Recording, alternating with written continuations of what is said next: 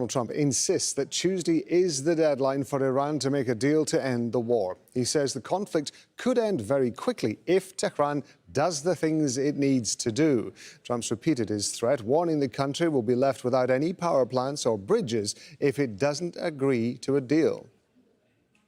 We have a plan, because of the power of our military, where every bridge in Iran will be decimated by 12 o'clock tomorrow night, where every power plant in Iran will be out of business, burning, exploding, and never to be used again. I mean, complete demolition by 12 o'clock. And it'll happen over a period of 4 hours if we wanted to. We don't want that to happen. Earlier, Iran responded to a Pakistan-led ceasefire initiative. Tehran is demanding a permanent end to the war with the US and Israel. The Iranian Foreign Ministry has also said it will not negotiate under threats. We're going to get reaction from Tehran in a moment. First, let's go to Heidi Castro in Washington, D.C. So let's talk about Donald Trump's deadline. He's been speaking about other stuff as well. What's he been saying? Right. Well, he called a press conference to talk about the daring rescue of that U.S. airman who was downed over Iran, and took more than 150 U.S.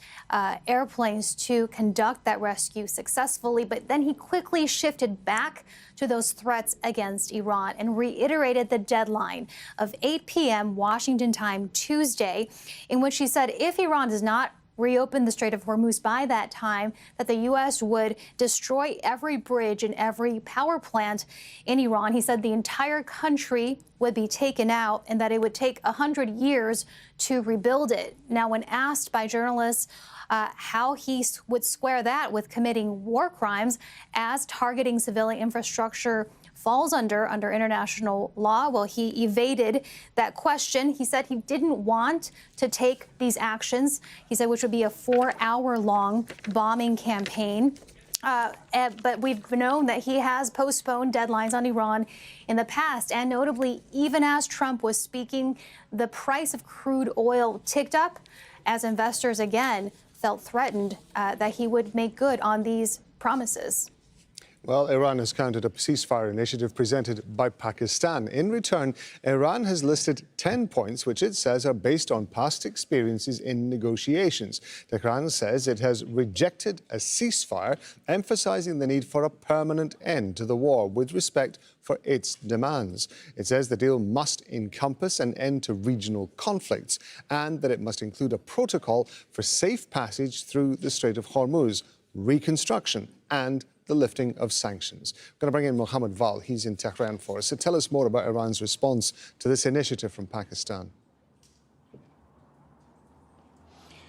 Well, yes, we have seen that in the past they had 5 points, but now they have 10 points in response to the American initiative or the American proposal made up of 15 points.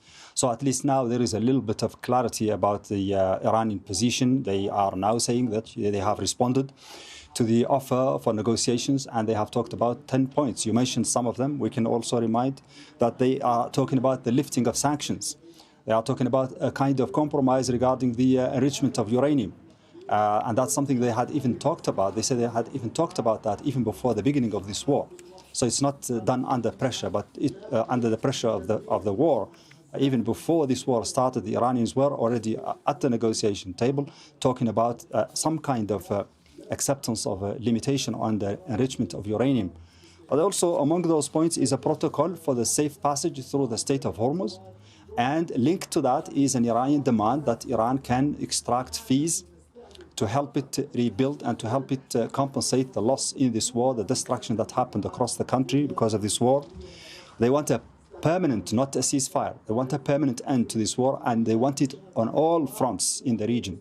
That implies Hezbollah and Houthis and everyone who is related to the Iranians or their allies in the region. They also want a protocol on reconstruction, as I said, lifting of sanctions and compensations in the way that they have explained. So 10 points there, most permanent, most paramount among them, these that I mentioned, and there is no compromise. There is no compromise regarding these points. So far, they're not willing to engage in serious negotiations if there is no preliminary acceptance, at least in principle, that some of these demands are, or most of them, are going to be met. Mohammed, stay with me just for a second. I want to go back to Haile Joe Castro in Washington, D.C. So Mohammed was outlining Iran's response to the Pakistan proposal that was put forward. How has Donald Trump been responding to Iran's proposal? Yeah, well, Trump refused to talk details about the ceasefire proposal, but he called it a significant step. He said, too, that the people in Iran who are negotiating now, those parties, he said, were more reasonable because, again, he repeated the claim that the U.S. has been successful in what he calls regime change. He said the people who are remaining are not as radicalized with whom the U.S. Is making these negotiations with the help of Pakistan. He also, again, reiterated the varying, shifting purposes of this war for the U.S., saying that it's about one thing, that Iran cannot have a nuclear weapon. But then he also says that it's about the U.S. potentially taking oil. They made a proposal, and it's a significant proposal. It's a significant step. It's not good enough, but it's a very significant step. If I had my choice, what would I like to do? Take the oil, because it's there for the taking. There's not a thing they can do about it. Unfortunately, the American people would like to see us come home. If it were up to me, I'd take the oil, I'd keep the oil, and would make plenty of money.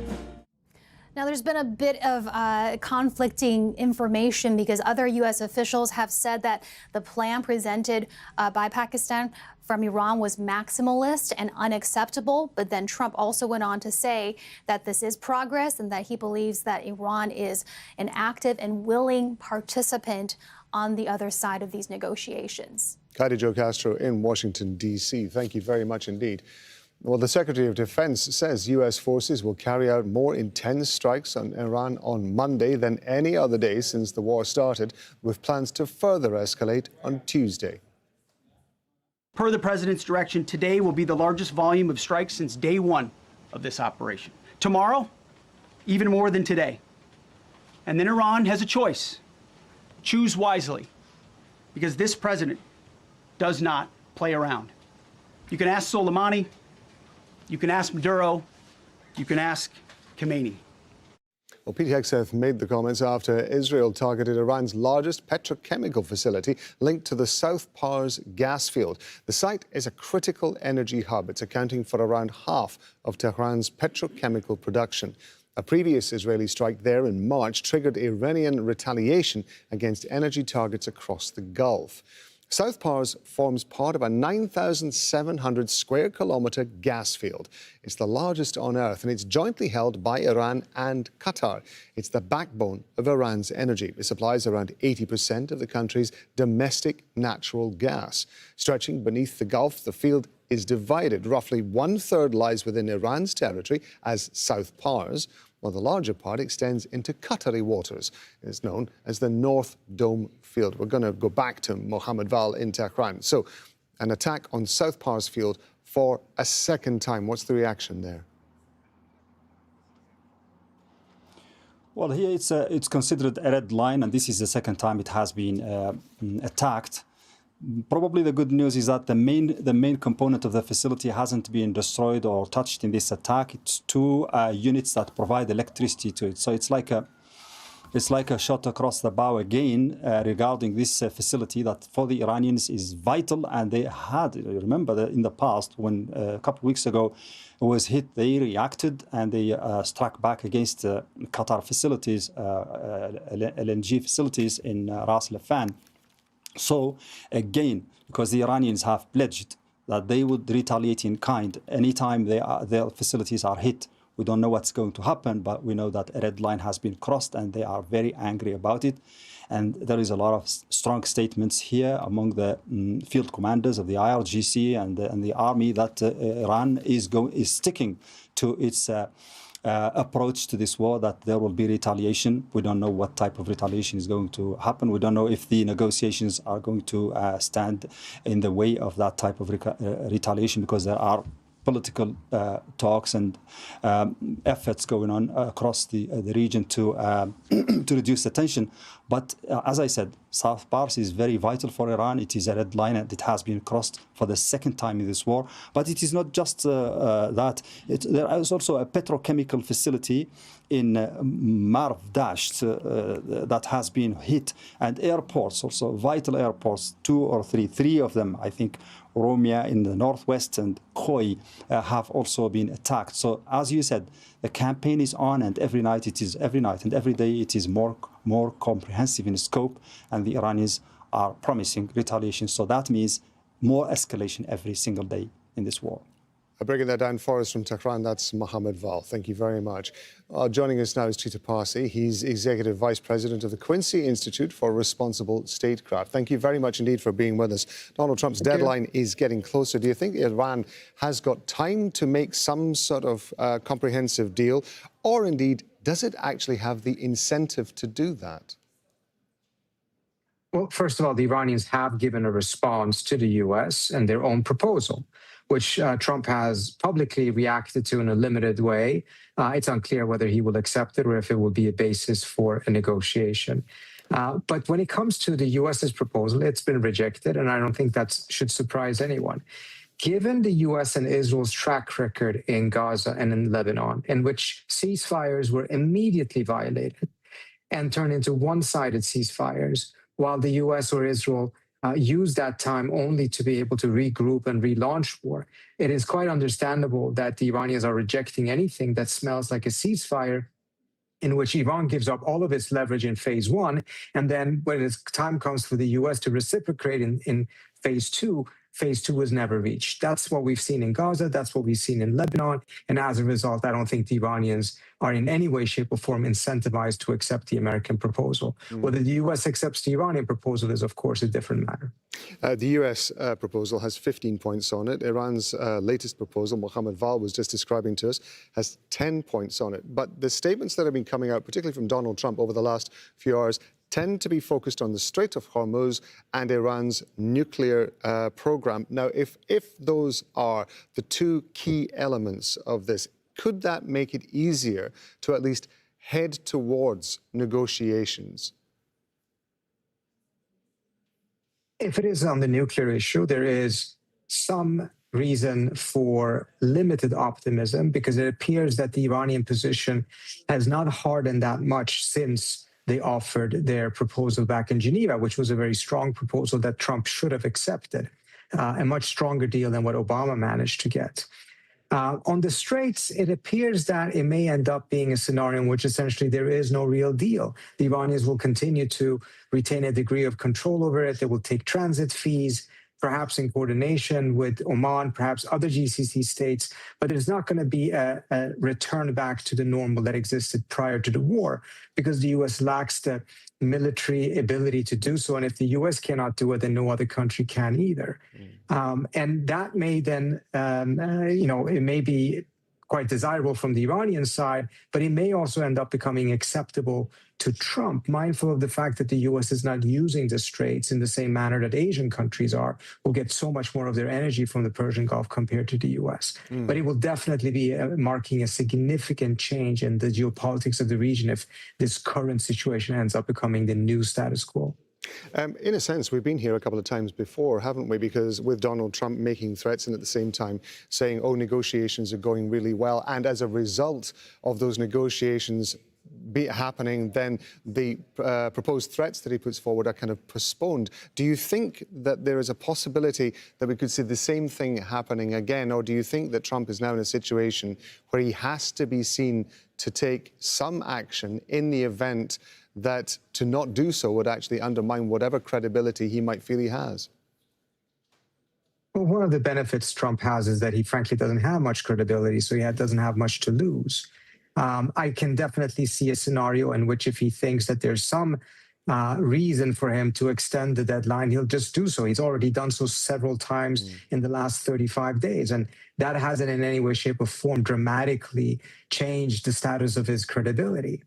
The question is really whether there is promise in the two positions that the U.S. and Iran are taking, in which there can be a pathway towards some sort of agreement, or if this ends up being a scenario in which Trump just continues to bomb for another 2 weeks and then just walks away without a deal, but essentially declares victory and leaves the Iranians in control of the Straits, but essentially says, well, that's not America's headache. That will be the headache of Asian countries, European countries, GCC countries, but not America's. Trita Parsi, as always, we appreciate you joining us on Al Jazeera, giving us the benefit of your thoughts on this. Thank you very much indeed for your time. Thank you. Appreciate it. Well, Gulf countries are undertaking a unified effort to bring the U.S. and Iran back to the negotiating table. In a phone call with Iran's foreign minister, the foreign minister of Qatar impressed upon his counterpart that a diplomatic solution is the only way to resolve the current crisis. In their conversation, Qatar denounced Iran's continued targeting of Gulf countries. Rasul Sadr has more from Tehran. So it is a regional crisis, and the regional countries are saying that this must be resolved through the regional initiative. So since March 18, since Iran's attack on the Ras Laffan gas fields in Qatar, this is the first time we've seen that the Qatari Prime Minister and the Foreign Minister, Sheikh Mohammed bin Abdulrahman Al Thani, having a full call with his Iranian counterpart, Abbas Araghchi. And during the phone, so he emphasized a need for an immediate cessation of the hostilities, and he also condemned the Iranian attacks on the GCC countries as well. And once again, according to the official statement, he's reiterated Qatar's position when it comes to support the diplomacy. Indeed, Qataris have been quite clear about it. They say that they, again and again, that they are not a part of the mediation efforts here. They're not a party at the table. However, they are supporting diplomacy because they say there is no way out of this crisis but diplomacy. Any armed conflict has to be resolved at the negotiating table. And then also today we have seen a phone call between the Turkish Foreign Minister Hakan Fidan and Abbas Araghchi. On the other hand, there are several parallel phone calls that are happening among the major regional countries. The first gathering of the major regional countries was in Riyadh on March 19. So Saudi Arabia, Turkey, Pakistan, and Egypt. And then since then, they have established some contact lines between Tehran and Washington, trying to bridge the gap between the position of these two countries. So Rasul Sadr reporting there from the Saudi capital, Riyadh. Now, reporters asked the U.S. president how striking Iranian infrastructure would not be a war crime. Donald Trump replied, quote, because they're animals. His comments follow a warning from the European Union against attacks on civilian infrastructure. European Council President Antonio Costa says such actions are illegal as tensions rise following U.S. threats against Iran. In a post on social media, Costa said any targeting of civilian infrastructure, namely energy facilities, is illegal and unacceptable. This applies to Russia's war in Ukraine, and it applies everywhere. The Iranian civilian population is the main victim of the Iranian regime. It would also be the main victim of a widening of the military campaign. And the UN has also warned that U.S. attacks on Iran's civilian infrastructure could amount to war crimes. They would constitute violations of international law.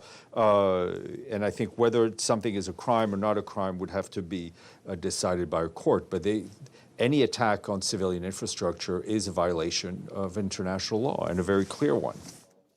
Marieke de Groen is an associate professor of international criminal law at the University of Amsterdam. She says that U.S. attacks on civilian infrastructures and announcing them blatantly are evidence of crimes against humanity. These attacks on civilian infrastructure and announcing them also that there will be even more of them.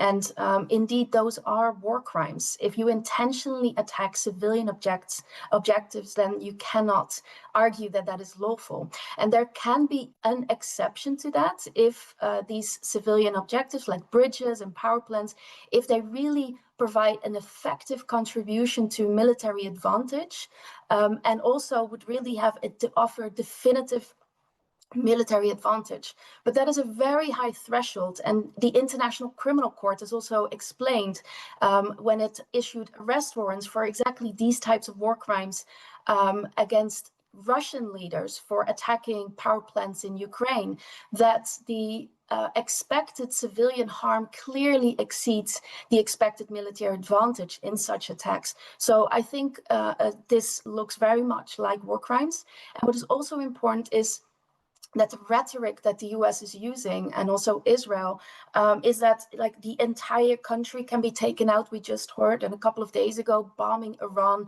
back to the Stone Age. That really implies that it's an attack also on the civilian population, that it is not so much about trying to achieve these military advantage, or at least to do that through an attack on the civilian population. And that would also qualify as crimes against humanity.